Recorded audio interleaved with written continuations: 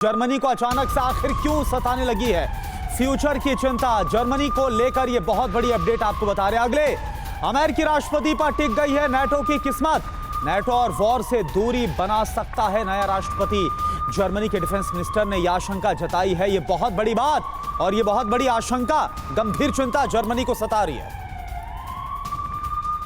तो जर्मनी जो अब तक समर्थन की आवाज बुलंद कर रहा था यूक्रेन के साथ, वो अब पीछे हटता हुआ दिख रहा है। इसकी वजह क्या है? क्यों जर्मनी के डिफेंस मिनिस्टर ने यह आशंका जाहिर की है कि पीछे हटता हुआ दिख रहा है जर्मनी, और जर्मनी का यहाँ पे स्टैंड क्या होगा? क्या वो आगे यूक्रेन की मदद जारी रखेगा? जिस तरह से टैंक्स प्रोवाइड किए गए हैं, हथियार प्रोवाइड किए गए हैं, क्या जर्मनी की और कोशिश होगी कि यूक्रेन को मदद करे? डिफेंस मिनिस्टर क्यों यह आशंका जाहिर कर रहे हैं और अपनी आशंका में डिफेंस मिनिस्टर ने क्या कुछ कहा? आइए जल्दी बिग वॉल के जरिए आपको दिखाते हैं क्या कुछ आशंका है।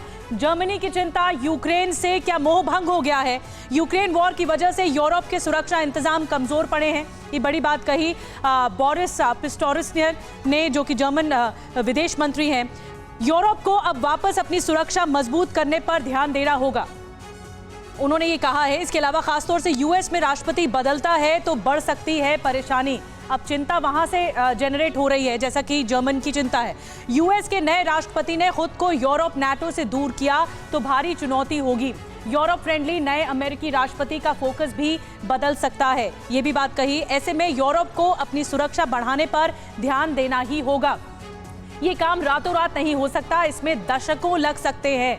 डॉक्टर अंशु, मैं आपके पास आ रही हूँ। जिस तरह से जर्मनी की चिंता है, ये क्या समीकरण बदल रही है? क्या कुछ आगे देखने को मिल सकेगा?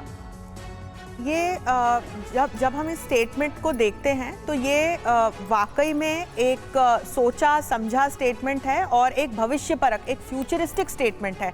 क्योंकि दो चीज़ों पर फॉरेन पॉलिसी टिकी होती है, किसी भी देश के नेशनल इंटरेस्ट्स क्या हैं और लीडर का नेचर क्या है।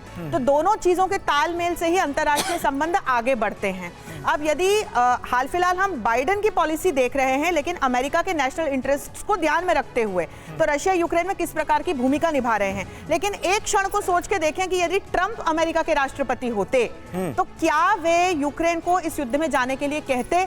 यदि कहते तो क्या एक साल तक इस युद्ध को खींचे लगाए रखने के लिए साथ रहते? वो ये कह चुके हैं कि अगर मैं राष्ट्रपति होता तो ये युद्ध होता ही नहीं।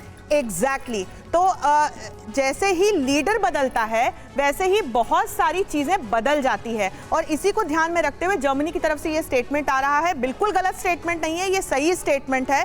और यहाँ तो मैं खुद ये सवाल उठाती आ रही हूँ कि बाइडेन को अपनी पॉलिसी स्पष्ट करनी चाहिए। वो एक तरफ कहते हैं युद्ध नहीं होना चाहिए, दूसरी तरफ रशिया यूक्रेन युद्ध में सबसे प्रमुख भूमिका निभा रहे हैं। वो एक तरफ कहते हैं कि ताइवान का हम सपोर्ट करते हैं, दूसरी तरफ वो वन चाइना पॉलिसी की बात करते हैं। आशंका है वो यूं हुई जाया नहीं है, वो आशंका है कि किसी बुनियाद पर टिकी हुई है, जो आप समझाते हुए नजर आ रही है दर्शकों को।